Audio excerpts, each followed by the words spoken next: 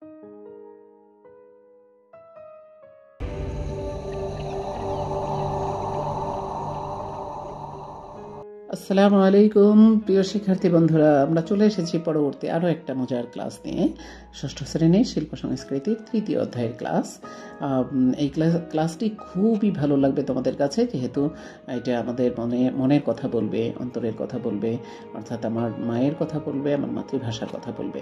আমরা আজকের যে বিষয়টি সেটি হলো পলাশের রঙে রাঙানো ভাষা, অর্থাৎ ভাষা আন্দোলন নিয়ে, আমার মাতৃভাষা নিয়ে, যে ভাষায় আমি চিন্তা করি, যে ভাষায় আমি লিখন লিখি, যে ভাষায় আমি স্বপ্ন দেখি, যে ভাষায় আমি কল্পনা করি, যে ভাষায় আমি ছবি আঁকি, যে ভাষায় আমি আমার সকল অনুভূতি প্রকাশ করি, সেই মাতৃভাষা নিয়ে আমাদের এবারের পাঠ। তো এখানে রয়েছে পলাশের রঙে রাঙানো ভাষা। এই পাঠটি পড়তে গিয়ে আমরা পলাশ ফুল চিনেছিলাম, যদিও সরাসরি পলাশ ফুল দেখানো সম্ভব হয়নি, কিন্তু আমরা ফোনে ভিডিওর মাধ্যমে আমরা পলাশ ফুল চিনেছিলাম। পলাশের রঙে রাঙানো ভাষা, তাই না? এই যে পলাশ ফুলগুলো, তো তোমরা ভিডিওতে অবশ্যই দেখেছ যে পলাশ ফুল কি রক্ত টকটকে, তাই না? কবি ভাবেন যে এই পলাশের রংটা যেন ভাষা শহীদদের রক্তের মতো লাল, অর্থাৎ রক্তের লালের সাথে এই ফুলের রঙের তুলনা করা হয়েছে। এই জন্য বলেছে পলাশের রঙে রাঙানো ভাষা।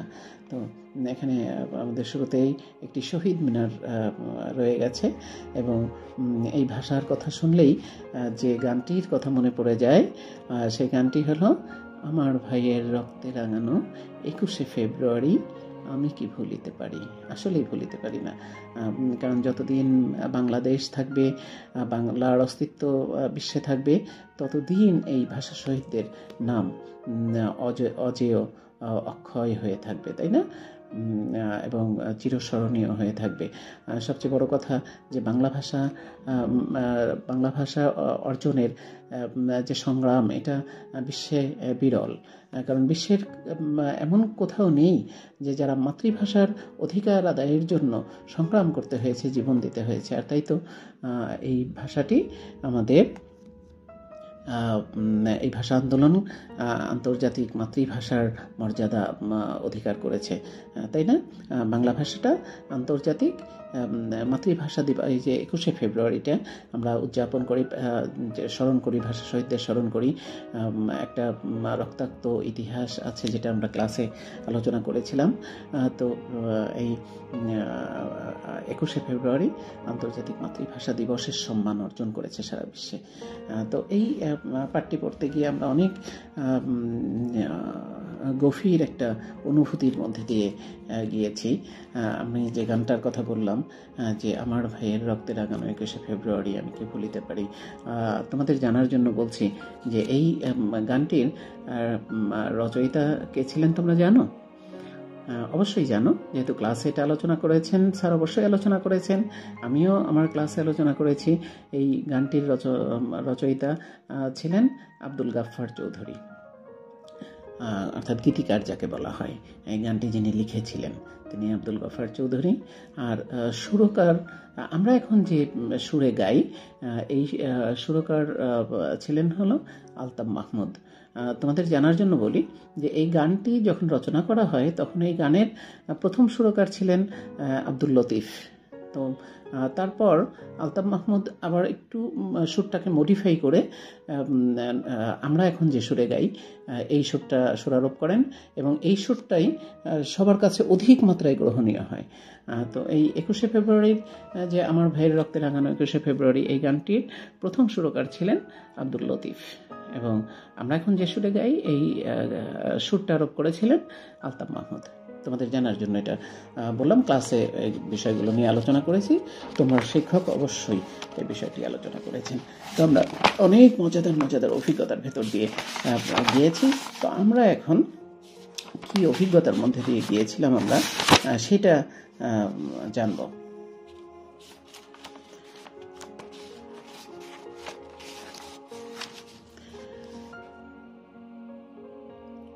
অন্যান্য পাঠের মতো এখানেও আমাদেরকে বলেছে যে এই অধ্যায়ে আমি যা করেছি তা লিখি এবং আমার অনুভূতির বর্ণনা করি।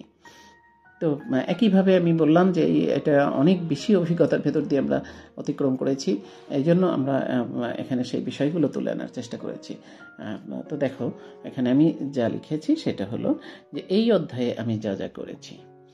এই অধ্যায়টি মূলত আমাদের মাতৃভাষা ও ভাষা শহীদদের নিয়ে লেখা। এই অধ্যায়ে আমি যে সকল কাজ করেছি তা নিচে লেখা হলো। আচ্ছা, চলো দেখি কি লিখেছি আমি। 1, আমি পলাশ ফুল চিনেছি যা আগে চিনতাম না। এই প্রথম একটা অভিজ্ঞতা আমাদের হয়েছে। তারপরে 2 নাম্বার হলো যে আমার স্কুলের এবং পাশের স্কুলের শহীদ মিনার দেখেছি। আমরা আমাদের স্কুলের এবং পাশের স্কুলের যে শহীদ মিনার আছে সেই শহীদ মিনারগুলো দেখেছি। তো 3 নম্বরে বলেছি যে স্যারের নিকট থেকে ভাষা আন্দোলনের ইতিহাস জেনেছি।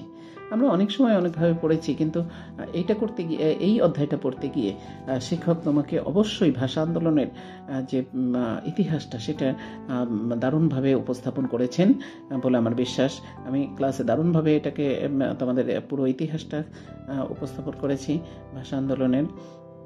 তোমরা ভাষা আন্দোলনের ইতিহাস সম্পর্কে জেনেছ। তারপরে 4 নম্বরে বলেছে ফেলনা উপকরণ দিয়ে কাগজে শহীদ মিনার তৈরি করেছি এবং বন্ধু খাতায় সংরক্ষণ করেছি। যেহেতু ভাষা আন্দোলনের সাথে শহীদ মিনারের একটা নিবিড় সম্পর্ক, অবিচ্ছেদ্য সম্পর্ক রয়েছে, তো ভাষা আন্দোলনের কথা আসলেই শহীদ মিনার চলে আসে। এই জন্য আমরা শহীদ মিনার রঙেও এঁকেছিলাম, রং দিয়েও এঁকেছিলাম। আবার কি করেছি যে বিভিন্ন ফেলনা উপকরণ দিয়ে, যেগুলো আমরা কল্পনাও করতে পারি না যে এগুলো দিয়ে চমৎকার শহীদ মিনার তৈরি করা যায়, আমরা সেগুলো দিয়ে শহীদ মিনার তৈরি করে বন্ধু খাতায় সংরক্ষণ করেছি।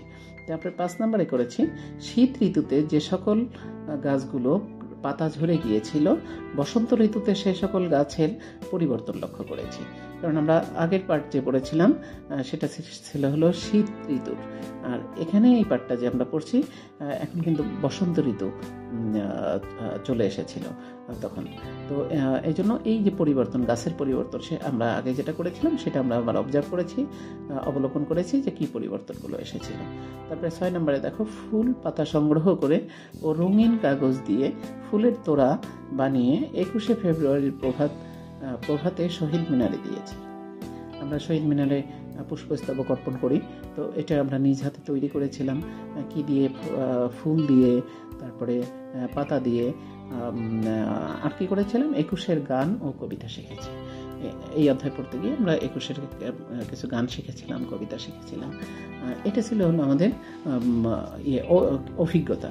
এবার চলো আমরা দেখি আমাদের অনুভূতিটা কেমন ছিল। আমি আগেও বলেছি যে এই অধ্যায়টা খুবই স্পর্শকাতর একটা বিষয় নিয়ে লেখা, কাজেই এখানের অনুভূতিটা খুব গভীর একটা অনুভূতির ভেতর দিয়ে আমরা গিয়েছি, কিছু গভীর অনুভূতি অর্জন করেছি এই পাঠটা পড়তে গিয়ে। দেখি সেগুলো কি ছিল। 1 নম্বরে ছিল হলো মাতৃভাষার জন্য যারা শহীদ হয়েছেন তাদের সম্পর্কে জেনে তাদের প্রতি শ্রদ্ধাবোধ বেড়ে গেছে।